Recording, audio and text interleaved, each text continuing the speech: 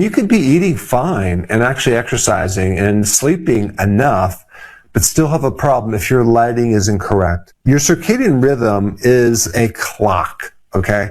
And it's controlled by light and dark signals. But you also have different clocks in different organs in the body, and they're all synced by this master clock in your brain. And so this circadian system is on a rhythm. And the most important thing about it is this one word right here, contrast. Light and dark. Way back in the day, we were exposed to very bright light during the day. And also, when the sun set, we were exposed to darkness. And out of that, this system was created called the circadian rhythm that we're still operating off of. But unfortunately, in the modern environment, we don't have this contrast anymore. But before I get into this very interesting subject, I first need to define a new word. You may know it or you may not. It's called lux. And lux has to do with how bright a light is. Even in your phone, you can actually get an app, a lux meter, and you can actually measure how much brightness from a light is hitting this surface right here or on your body if you hold it very closely. When we get into the outdoors and you're being exposed to the sun, depending on where you are, and if there's clouds out, you might be exposed to 10,000 to up to 100,000 lux. On an overcast day, that goes down to 2,000 to 10,000. When you're indoors, it can go from 100 to 500, sometimes even more, depending on the lights that you're exposed to. At nighttime, using your phone or watching your TV, that can be between 300 and 1,000 lux. When you're outside and you're exposed to the moonlight, it's very tiny lux, 0.1. Okay, it's almost nothing. And then we have other things like your fireplace, which is like 50. Very, very small amounts of lux. Because of the current modern day lighting situation, we have created the absolute worst environment for human brains that ever was. And we created this artificial environment where the days are very dim, but the nights are very bright. We also have filtered sunlight through glass because glass is insulated with a gas that prevents UV and infrared. This lack of light signal tells the brain it's not daytime. Okay, that's the signal that our brains get. Then at night, we have overhead LEDs. In one of the rooms in my house, we actually have all these LED lights. Very bright, very unnatural. And then you have TVs, phones, tablets, very strong signals that tell our brains to stay alert and stay awake. So during the morning part of the day, we don't have the signals to wake up. Yet at night, we do have the signals to wake up. So that's what I mean by contrast. Everything is kind of grayed out, kind of neutralized. There's no big, huge difference between morning and night. It's kind of the same, but usually at night, you have to turn the lights up because it gets dark outside. So this is creating not just a mild problem for our brain, it's creating a major problem for our brain. Even if you compare that to staying up late, it doesn't even compare. This lack of contrast is much more damaging to our circadian waves. Historically, humans have been outside in the bright light. Farmers are outside a great majority of the day. And even when we had winters, when the days were shorter and it got dark sooner, we still had campfires, we had fire. At night, which is very non-disruptive. It's very low lux. So, modern day, dark days, bright lights, huge disruption. This affects melatonin release. Melatonin is a hormone that tells you it's time to go to sleep, I'm tired, and it helps you get to sleep. So melatonin is either delayed or it's blunted. You have a problem with cortisol because cortisol is triggered by blue light. And you might lie in bed for 7 or 8 hours, but the depth of sleep is missing.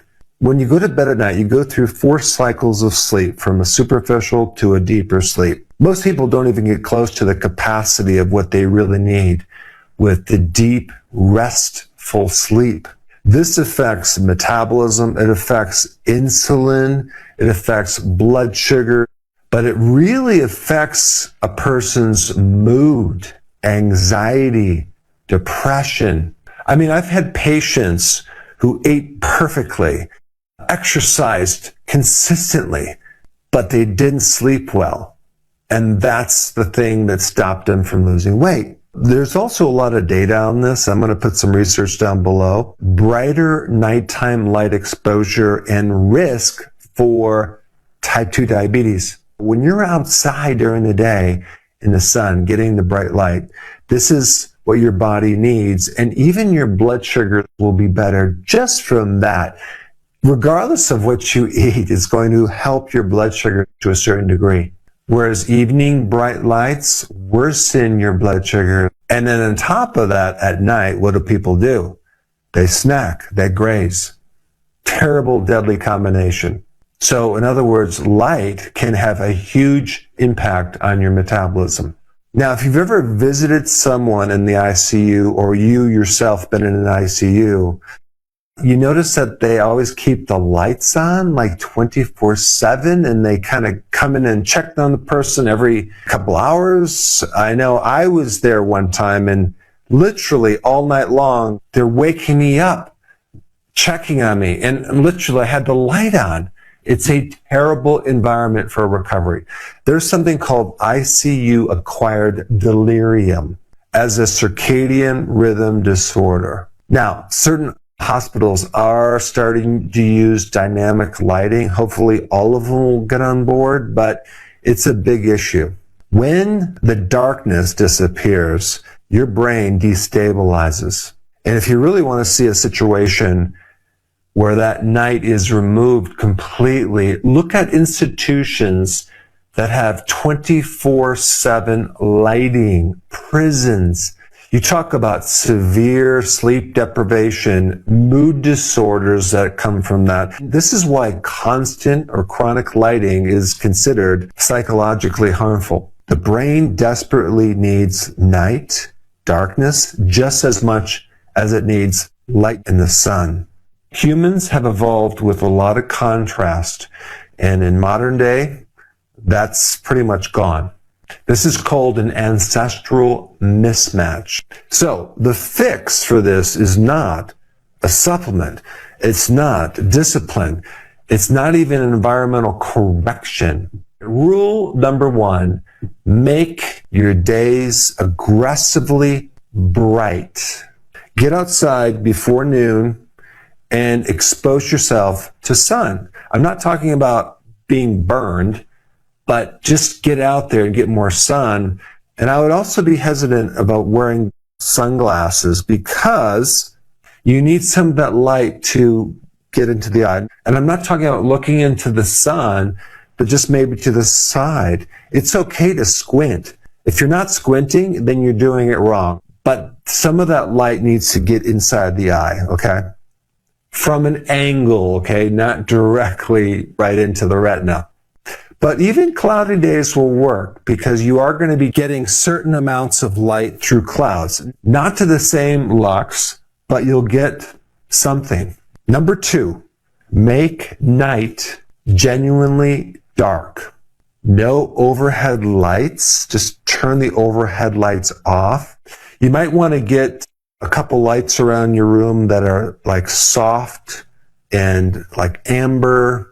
Make your screens dim, especially 3 hours before you go to bed. Now, if you have a fireplace, realize that you're going to get very small amounts of lux. Rule number 3, fix both ends of this contrast scale. You want the first part of your day to have bright light. Okay, now, certain times of the year when it's cold out, you're going to be inside. So in that case, get a bright full spectrum light box or something above your computer. I have one, and I have that turned on in the first part of the day so you can actually get some bright light. It's going to send a signal to your eyes and tell your body to wake up. And then at night, what I do is I replace my light bulbs with incandescent lights, which is much better.